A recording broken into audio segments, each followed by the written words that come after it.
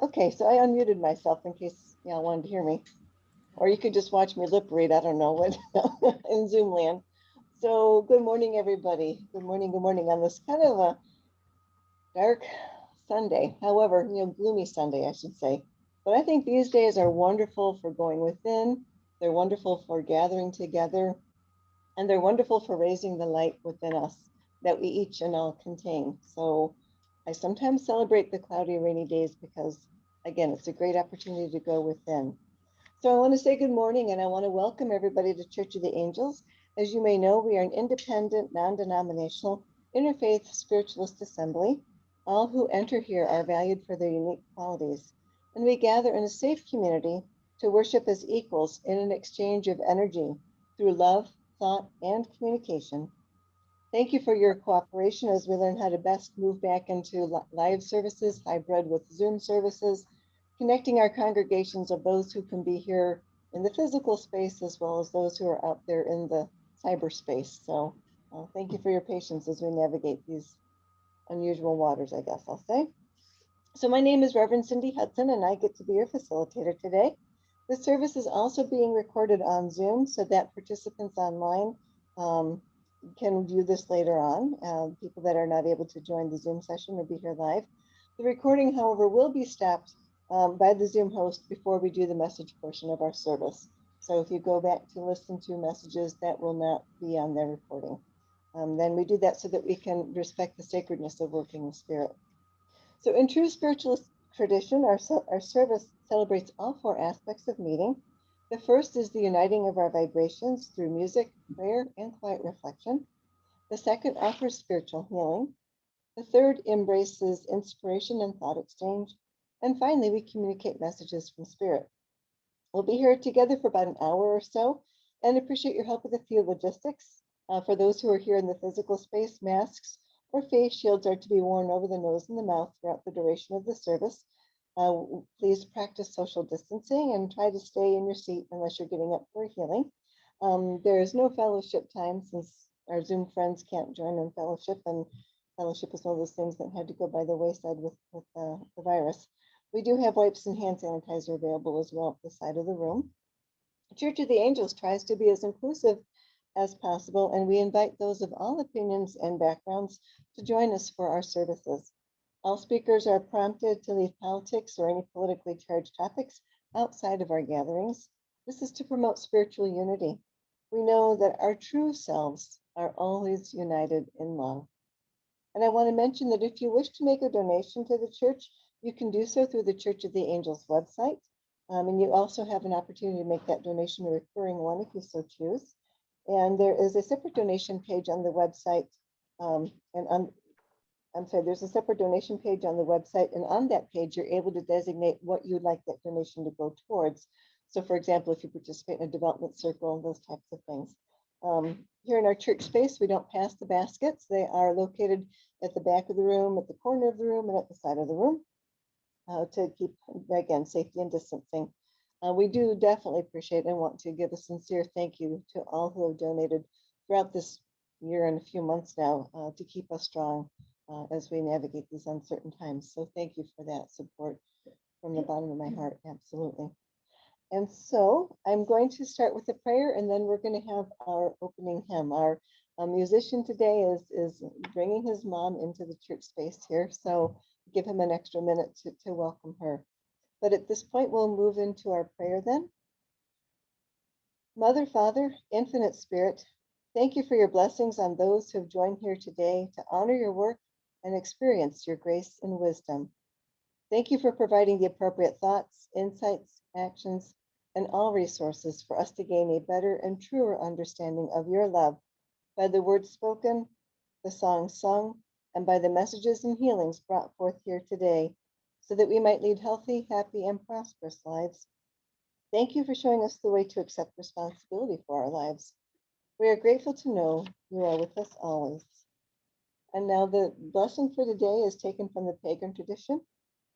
May this day be blessed with gifts, lessons, understanding, and friends.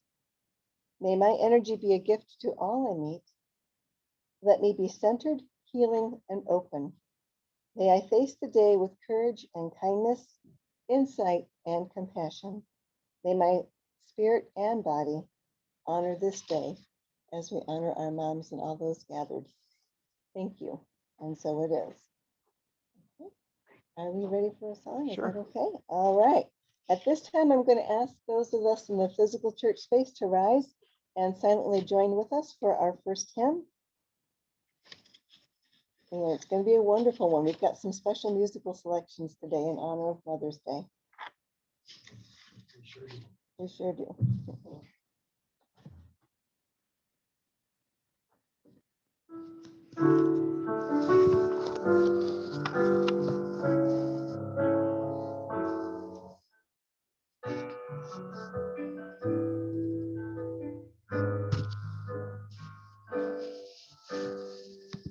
It's a little bit funny, this feeling inside. I'm not one of those who can easily hide. I don't have much money, but what if I did? I'd buy a big house where both could live. If I was a soldier, but then again, no, for a man who makes potions in the traveling shore. I know it's not much, but it's the best I can do. My gift is my song, here. This one's for you. And you can tell everybody that this is a song. It may be quite simple, but now that it's done, I hope you don't mind, I hope you don't mind that I put down in words how wonderful life is when you're in the world. I sat on the roof and kicked off the moss with a few of these verses. Well, they got me quite cross. But the sun's been quite kind while I wrote down this song. It's for people like you there, keep it turned on. So excuse me for forgetting what these things I do. You see, I've forgotten if they're green or they're blue. Anyway, the thing is what I really mean. Those are the sweetest eyes I've ever seen. And you can tell everybody that this is a song. It may be quite simple, but now that it's done, I hope you don't mind, I hope you don't mind that I put down in words how wonderful life is when you're in the world. I hope you don't mind, I hope you don't mind that I put down in words how wonderful life is when you're in the world.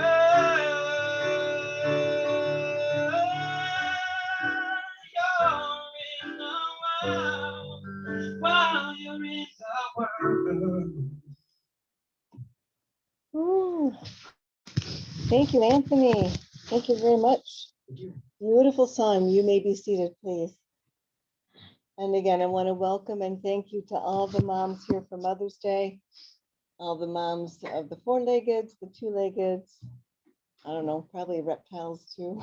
I'm not sure how many legs they have, if any. So all of us that are caregivers of creatures, of children, of the next generation, and of Mother Earth. Thank you. All right. Ooh, that was powerful. Okay. This seems like I'm saying something a little bit after the fact here, but you want to be reminded that this is a sacred assembly. And so in order to avoid any interruptions and appreciate the sacred nature of the service, we would ask that all phones and recording devices be turned off throughout the duration of the service. Again, the podium area is being recorded for the Zoom sessions, but we will not be recording the messages. So please join me silently as I read our statement of principles. And if you'd like a copy, those are certainly located on our website. There is one creative force of which all life is a part. This creative force is known by many names and manifestations. We recognize and honor the many names and manifestations of the one creative force, the source of all creation, one in God. The energy of life everywhere is continuous. All consciousness is continuous. Communication is continuous. The energy of life, consciousness, and communication never cease, even after the event that is perceived as death. One creates one's own reality. One creates in harmony with the one creative force, the great power of God, of which all life is a part. Reality is as one chooses to perceive and will change as one grows in knowledge of the inner self and one's relationship with the God of his understanding. All things are possible with faith, insight, knowledge, understanding, acceptance, and love. Love is the unifying energy of the universe. Love is the energy of the one creative force, the wisdom of God. All life and all mankind are one in the creatorship and healing force of love and with each other. Love is within us and of us. Love is never apart from us. It is we who separate ourselves from the power of love. The force of God works through love and love alone. And now we'll have a few moments of quiet meditation so that we may become more centered and grounded as we prepare for the week ahead. Concentrate to going within to find the peace, calm, and healing for ourselves and for the world around us.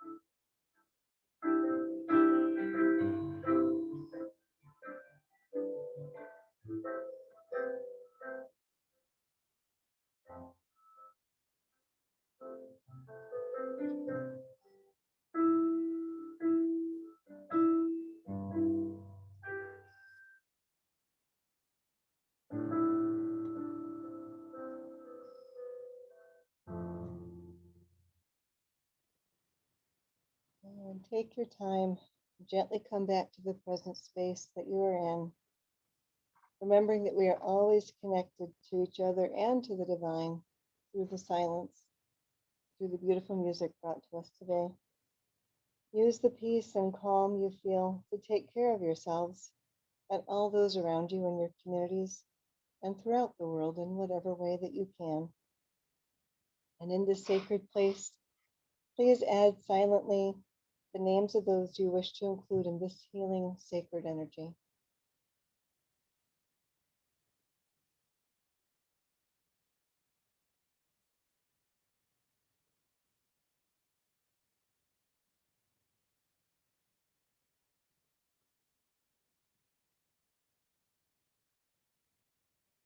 And so it is. And we give gratitude for prayers answered in Spirit's time, even though it may not be our time frame. We give gratitude. Thank you. And now it's time for inspiration and thought exchange brought to us by today's speaker. We invite everyone to address our assembly with words of inspiration, lessons learned, or passionate ideas that you may hold. Every opinion expressed here is strictly that of the person who is giving it. Let us consciously and lovingly agree to disagree, even if the message doesn't particularly resonate with us, although I think today is a universal topic brought to us by Reverend Batya Weinbaum on music. So I'll give a short bio on her and then give the stage to her. So Batya Weinbaum has worked as a medium since the 80s, and she trained in Lilydale in message and full trance work. As always, she is working on many projects. She got her doctorate at University of Mass in Amherst and taught at Cleveland State, East Carolina University, the Civic Graduate Institute, and the Union Theological Seminary, among other places. She operates a transformational arts booth at numerous gatherings and festivals. Batya has been teaching online for several years and has published 2 books about palmistry, Opening Palms and On the Palmist Road. She leads goddess tours to India and edits and published the journal FemSpec. She offers writing retreats on in the wintertime on the Ila Najaris, which I'm butchering the name of that, I'm sorry, and publishes a magazine on the work produced there. So again, a very multi-talented, very creative lady bringing us information about music. Thank you, Batya.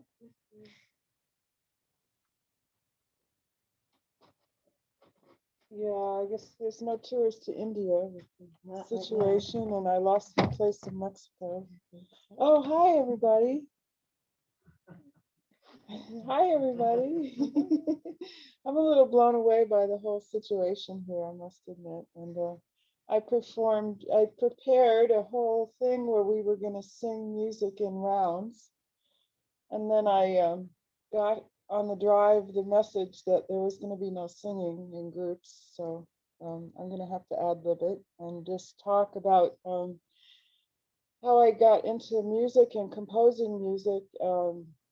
I listen when we say every week that we're all invited to share our passions, and this is really one of my passions. And so in the 80s, I was very involved in the music festival community. There were a lot of women who used to organize these large music festivals, and they don't happen so much anymore, not just because of COVID, but they lasted about 30 or 40 years, and it was a whole new burst of energy of trying to do things different ways, create cultures in different ways, and create music in different ways as well. And I started doing what I called making music for matriarchal consciousness, which was to go to spots on the earth and record the sounds that the earth was making. And I did it by, first of all, taking this little Casio, not this particular Casio, but I had one that was even smaller. It was about this size. And I used to take it and sit by a waterfall and just listen and make the sounds that the waterfall was making. Or I used to go to, the ocean and make the sounds that that ocean was making. And as this project grew, eventually I got a truck and I had an upright piano in the back of my truck. And I drove from place to place, and I wrote this one beautiful piece called Earth Wheels. And it was literally written by taking my piano in the back of the truck from place to place all around the East Coast, like to Rhode Island Cove. And the whole Earth Wheels was a series of pieces of music that had been written by going and just listening to the sound of the place. And the funniest story I have is when I was in the Catskills, and there was a storm going on, and I was, not really aware of what I was doing because I was so involved in making the music, and I was on this bridge and the rain was coming down, and all of a sudden I heard a knock, knock, knock on the door, and I opened the door and there was a policeman standing there. He wanted to know what I was doing, and I was like, close the door, I'm composing music, because I was so into this music. And and he said, oh yeah, yeah, the Romantics used to do that. Beethoven used to do that, And I go, oh, okay, well, go away then. So, I was really lucky. I wasn't arrested, and I had this very enlightened policeman knocking on my door. I wasn't always so lucky because it was a very kind of out there thing to be doing, to be driving around with a piano in the back of your truck. And so at this point, I was studying mediumship. And so I started to be called by the earth spots of different places around the earth. And one of them was Hawaii. And, I couldn't exactly drive my truck with a piano in the back of it to Hawaii. And so I went in an airplane with a little teeny Casio. And I went all around the Big Island, and I went all around Maui, um, with a little teeny Casio. And the end of 4 months of traveling around and sleeping on beaches and really living on the back in the back of the car, not a truck, but the back of the car, I would go and I would paint the scene, because that would open my perceptions to being able to absorb the energy of the spot. And then I would take the painting that I made on the landscape to a piano. And I miraculously found pianos wherever I was. Mostly they were in abandoned churches or churches that were open, and you could go in and play music on the piano.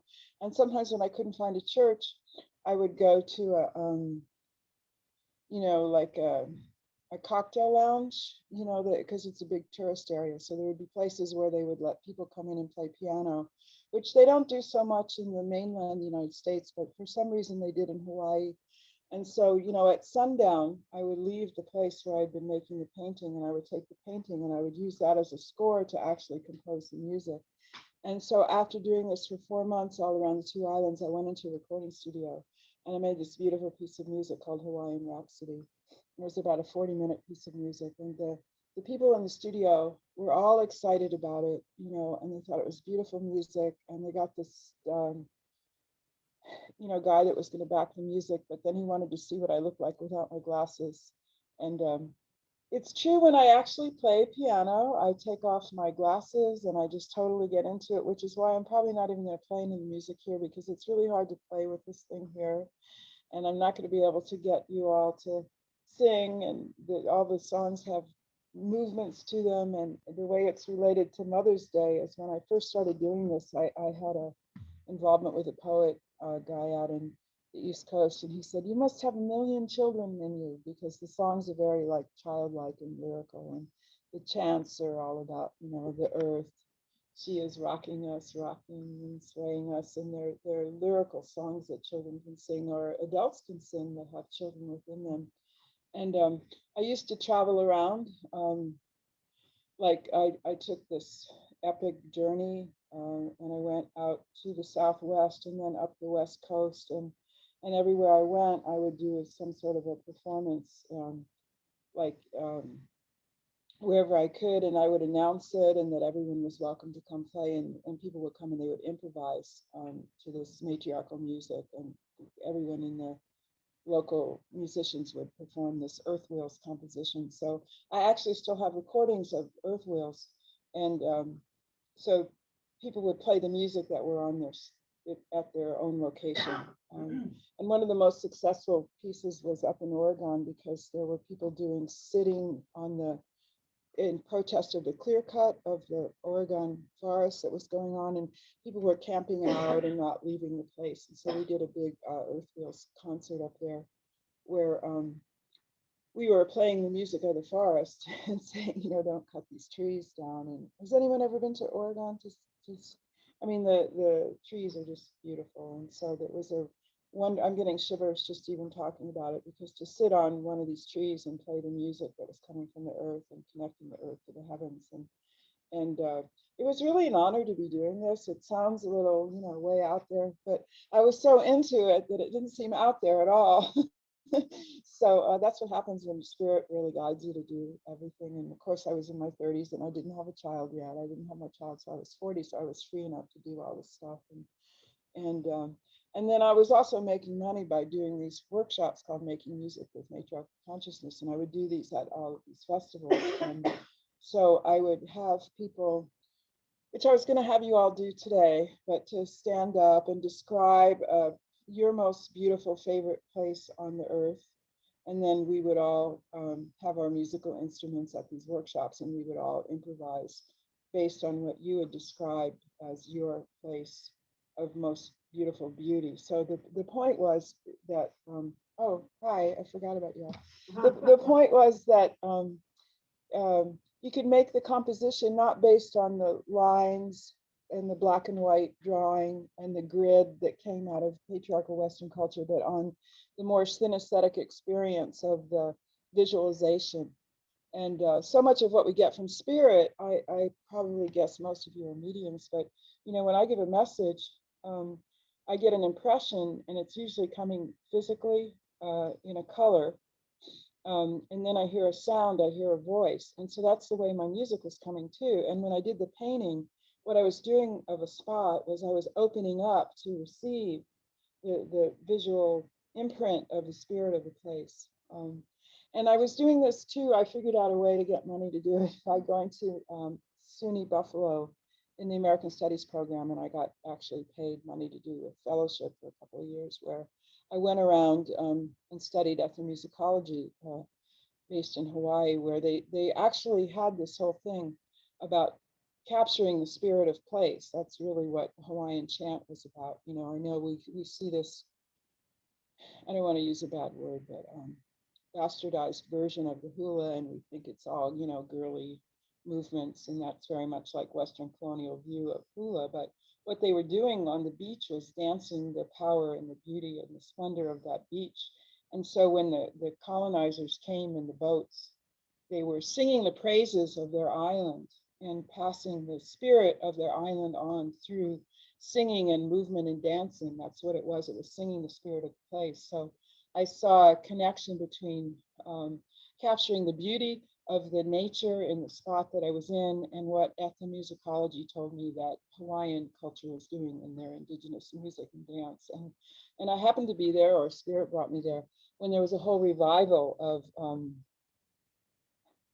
of ancient hula. There was a revival of the ancient hula because modern hula, after the Spanish came, people started doing it in high heels and evening gowns, and there was a real distortion, I'll say, of what hula used to be. They tried to clean it up from dancing provocatively in grass skirts because that's how the Spanish interpreted it. So they made the women dance in high heels and evening gowns, which really wrecked your ability to express the spirit of the place if you had to dance in high heels. They actually threw thorns on the beach so people couldn't dance barefoot on the beach anymore. So that's how much expressing the spirit of place was killed in the culture that I studied. I shouldn't generalize and say this is indigenous music everywhere and all around the world. It was just the one place that I studied. But one of the ways the chanters practiced was to chant close to a waterfall, because this taught them to project their voice over the sound of the waterfall. So there very much was the composition of music was in tune with nature. And so the only way I can make a kind of rationalization for how to do this on Mother's Day was Mother Nature was very much the pushing force behind my music when I was doing this. And it was also very much the pushing, driving force behind the music and chant and dance of the Hawaiians in their ancient music and their ancient hula. So how that relates to music today, I don't know. It has made me kind of an oddball, which they told me it would if this is how I chose to make music, because I can really basically do my own music and get musicians to do my music, which is very much fun. But it's hard for me to do the standard tunes and jams that other musicians do. You know, like if you want to perform as a jazz musician, you have to do all the standards and all the different keys. And what I'm really doing are in certain modalities. It's not the whole framework of all the different keys that are being played in Western music. And what I learned when I did all this too was that there are 99 modalities, and Western music usually uses just major and minor, just two. So the tunes that we're used to hearing are in a very limited sphere of all the music that's available. And so it's another way of understanding the limitation of our culture is we've tuned out the way most of the world sounds. So I'll leave that with you, and think about that every time you're in nature or every time you go out the door and it's raining. Instead of saying, oh, it's raining, I'm getting wet, try opening up and hearing what the rain sounds like. I was going to play you a song that I wrote of the sun rising in my cabin, but I'm intimidated by the mask and everything. So thank you. Well, so does anybody, yes, thank you, Batya. Thank you. I know I'm off camera right now, but you probably can hopefully hear me. Because I'm always so inspired about all the experiences that Batya you've opened yourself up to and immersed in and learned from. And I feel like you bring back a piece of Hawaii, brought back pieces of South America in your previous talks. And I always appreciate that, your insights from all these different locations. And I mean, world traveler, all these different locations. So my life, thank you. My life has been really whacked out of shape with COVID. I can't travel. Yeah, right. Yeah, exactly. This is not your style to be in one place for too long. Yeah, but I've gotten a lot out of it too. Yeah. So on the Zoom, people, do we have any questions or comments for Batya? And I will also open it up to people here in the church space. Are there questions, comments? You've got Judy Nairn. Okay, we'll ask Judy, and then we've got Fran here. So Judy, Okay. Go ahead, unmute. Oh, I loved it. Thank you, Batya. I spent some time in Hawaii, and I spent various periods of my life, and some of it was on Molokai. And you really do, when you, is the sacredness of what it is they do. When you're out of the commercialization of it, it is so beautiful. And I could feel what you were saying. One of the places that we went to, and it was rainy and cold and miserable, but I dove in anyway and swam with the waterfall. And so your talk, and I would love to be a part of that expression, to hear how you brought it all together and immersed yourself in it to allow the vibrations to come through you and to express through your music. And it was just, I could feel it. I could feel it. So I just say thank you so much. And in Oregon too, I grew up in that area. So I know what you're talking about with the trees. I miss them. I have a song called The Coast of Oregon, and it's about the drift trees. You know how they have drift trees? Oh, yes. Not driftwood, but drift trees. Yes. I have a whole song about that, the drift trees. Oh, thank you. Thank you. And Fran, you have a comment? Yeah, thank you very much. I love to listen to you tell your stories, your experiences, and I've been listening for a long time. I'd also love for you to come back when we're back to normal so that we could do the different musical things that you talked about. And I think it would be awesome to hear everybody's most beautiful place on earth. That would be really interesting to hear where everybody add to your bucket list, Yeah, we could do a workshop or a church service where everyone brings their musical instruments, because like triangles and it doesn't have to be a cello, but whatever anybody plays. And the person who describes the most beautiful place becomes the conductor of that piece. And so people are really pushed to their musical limitations are removed, and everyone discovers the musicality within themselves. It's beautiful to watch, because just like in regular churches, we think spirit is something that the priest or the rabbi is in touch with, but we're not. It's the same thing when you take the barriers off and everyone discovers their own musicality. It's a beautiful experience to watch. So yeah, I'd love to do it with y'all. I was thinking we could do some of it today. But that would be wonderful. That would be wonderful. Are there other Zoom comments here? Deborah Vay has her hand up. Deborah, go ahead. Good morning, everyone. Happy Mother's Day. And Batya, thank you. I love listening to your stories. You're such an adventurous and pioneering soul that creates so much beauty in art. And it's just absolutely amazing and beautiful. I wonder, do you have a link to the Hawaiian Rhapsody that you produced? That would be amazing. You know, I recorded it in the 80s. It was pre-time, but that would be a challenge, is to figure out how to do that, because I still have the recordings, but they're on, one of them is on like one of those big round discs. Do you remember the reel-to-reel things? And then I have them on cassettes. So I would have to figure out how to take them from that to put it on a link, but you've tossed me a challenge. Right, there you go. Yeah. Well, thank you again for sharing. But yeah, You I'm sure know, there has to be people out there that can transfer it, I'm sure. There's probably a professional way to do it, and then there's my hacker way to do it. And my hacker way to do it would be to say, okay, play it in any way whatever you have, a cassette player or whatever, record it on Zoom, and we can get a link from Zoom. Oh, that's a good. Now, I mean, that's the hacker way, and I'm not sure about the quality versus having it professionally done, but at least it would give people an inkling of what that could be. Okay. So play it any way you can. We'll record it on Zoom and share it that way. That's a good idea. Either one of those are good ideas. Yeah. If we're stuck in the house for another year, give me something to do. Hopefully not. And I can't wait to get together, have our own music festival. Your cassette, and then on your iPhone, you record a voice memo. Right, but to be able to share a link. Yeah, but it'll be a video. Right. You just name it. Let it go. I've tried recording playing live piano that way, and it doesn't last long enough. Like, it's a 40-minute Hawaiian Rhapsody. So I have tried that, but I'd have to try something. Yeah, well, absolutely. But I suggest you Google it. I bet you'll find exactly.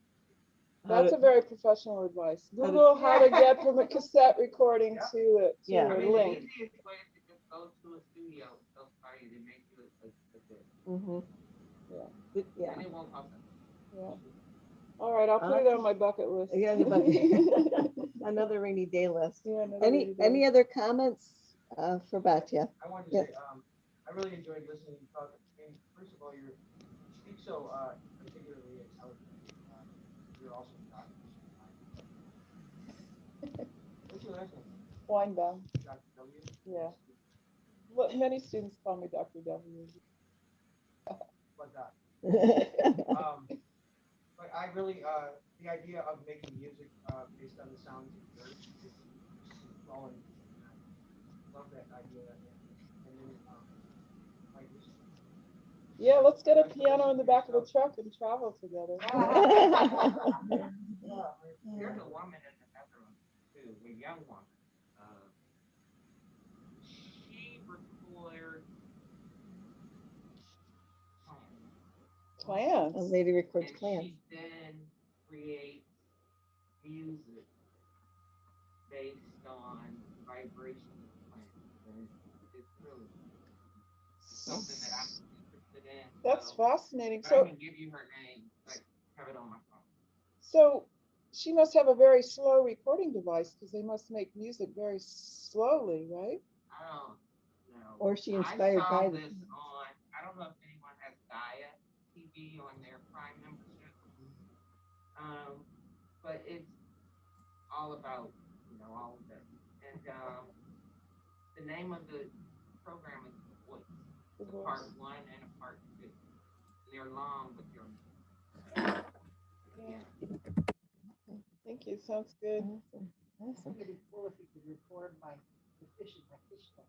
Yeah. All that activity that goes on all the time. Yeah. All right. Hopefully they wouldn't be saying "set me free." I see a Church of the Angels YouTube channel. Yeah, there we go. Do all this stuff together. Yeah. So Megan says, Happy Mother's Day. It was interesting on your talk about the sounds of nature. And then thank you for doing such a harmonious job from Fran Rubenstein. Thank you. Well done. I can hear the trees waving hello. And then absolutely. And then, okay, Reverend Vicky, so it's probably hard to hear the people in the congregation speaking. So we'll figure out how to make that better. Certainly mothers are created and connected to place. So a great topic for today. Oh, thank you. job. Yeah, Absolutely. And thank that you is very much. from Barbara D. Reverend Thank you, Barbara. Barbara D. Yes, Okay. absolutely. Well, I'll leave you now to the rest of the service. Okay, I Thank gotta get myself back together here. All right, thank you again, Reverend Batya. That is, there's hope for me yet. Then what she's saying is that you kind of drop your filters and you can make music, you can make art, and there's hope for me yet. So that's encouraging. I appreciate that. All right, so oh my gosh, it does look like it's snowing here in Chesterland, Ohio. It's white rain coming down. It's not snow, it's white rain. Remember that old shampoo, right? I know I'm dating myself, but we all know what rain, well, we don't all know, but many of us know what white rain was. That's right. So, okay, so for announcements for today, I'm going to move into announcements time. We have a speaker next Sunday who is going to be announced for our Zoom session. Remember, next Sunday is Zoom. And then also next Sunday, the 16th, is our anniversary celebration, our drive-by here at the church. So we have small gifts for everybody who drives by. We're going to have Reverend Walt here as our foundational pastor, an opportunity, and hopefully the weather will be better because this one should be crummy today. But next weekend, then we will have our drive-by at the church, an opportunity to celebrate our 26th year. Thank you, Reverend Walt Faster, for making 26 years possible even. So we give a round of applause to Reverend Walt Faster, and we'll celebrate next Sunday. This Thursday at 7 p.m., we have a crystal vibrational healing on Zoom. That's $15 to participate. And then the next development circle is Monday, the 17th of May. Oh gosh, it's May already. And then Sunday, May 30th is our remembrance service. Again, remember to send names of those you'd like to be remembered to our church email, and Reverend Jenny will make sure we get that. And that could be people that passed at any point in time that is a significant person to your heart. So this is not just people who've passed in the last year or so. And then on Sunday, June 6th, excuse me, we have ethics in your spiritual work, and that is a Zoom session for $25 on Sunday, June 6th. So that information is on our website as well. You can also join the Church of the Angels through meetup.com. I think most of us know that. And there we have a schedule of events. We also have a schedule of events on our website, www.thechurchoftheangels.net. We're also on Facebook. Membership forms can be requested by email. And if you're interested in becoming a member, simply fill it out and return it to the church's email address. It's just a way for us to be able to communicate with you. It doesn't mean you have to, sign any major papers or anything like that. So that's kind of basics of what's going on. Am I missing anything about what? Yes, Batya has an announcement. Oh, yeah, just my painting from the Divine Feminine art classes are 9 o'clock every Friday morning, and writing from the Divine Feminine writing classes are 10 o'clock in the morning every Friday. So just contact me if you're interested. You can come one session at a time, or you can book 4 sessions at a time. And there's some interesting people from Mexico and England and right here in Cleveland taking the class. So, Terrific. yeah. Leave it to Batya to gather like an international gathering for her workshops. That's pretty cool. Okay, let me put this back. Any other announcements though from the church floor? And then I'm going to check Zoom. Are there Zoom announcements? Reverend Jenny, you're saying no. So I think we got all the announcements. Can everybody still hear me? I feel like I'm still here. Okay. Okay. All right. So to usher in our time for truth and messages from Spirit, we are going to rise and silently sing our next hymn brought to us by Anthony, or our next song that Anthony is going to be having for us for a special Mother's Day Sunday. So give us a moment. And if those, Anthony, are you okay to play another? Right, Yeah, we've got our, oh, yep. we do a message. Before we do messages, we are having another Anthony celebration. Yep. And then that's it. Now and then that's my song. Right. We're still getting the format. We keep changing the format. Poor Anthony thinks that I'm tricking him every time because we shifted up a little bit to make it flow, and then we shifted again. So I apologize for the speed bumps this morning as we work out the logistics of it all. And for those of us here, go ahead and stand up and we can silently sing along with the next song. So this is for all the mothers. Happy Mother's Day.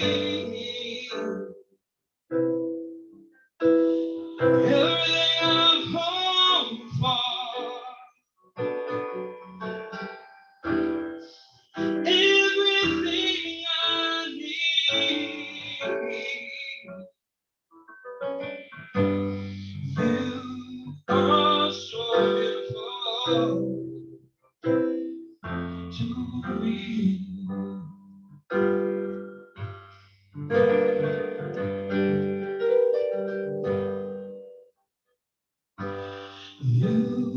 are something from, yeah, to me.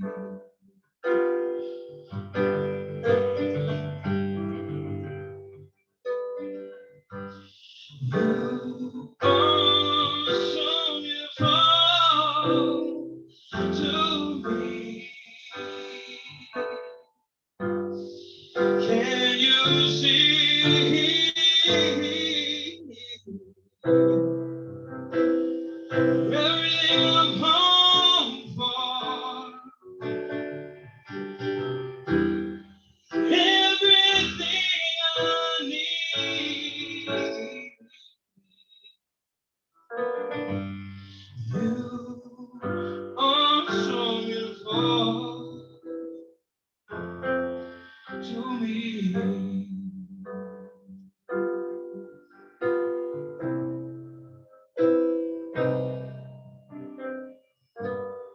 You are so beautiful